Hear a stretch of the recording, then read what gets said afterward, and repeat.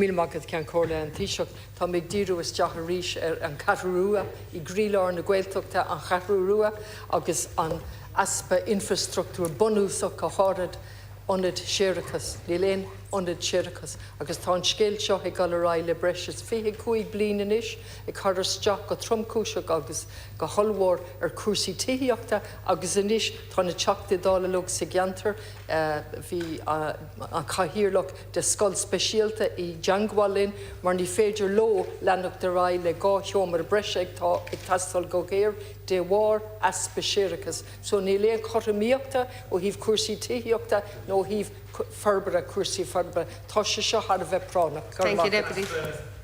Heaspa córa séireachas. Iscinne? Córa séireachas, sewage treatment plant. Sewage go scéil. Well, look, níl an ólas specificúla gom ach déanam fiosrú an gceist agus is an scéile nach bhfuil bíad an $1 leis na seomraí breise. So, look, déanam fiosrú leis an mardas agus leis an ada an féidirling rud a dhéanamh go gearrtéarmach chun infrastruchtúir chur I bhaim agus an slí a chur a bhaim anas go mé míad an na seomra breise a chur a fáil.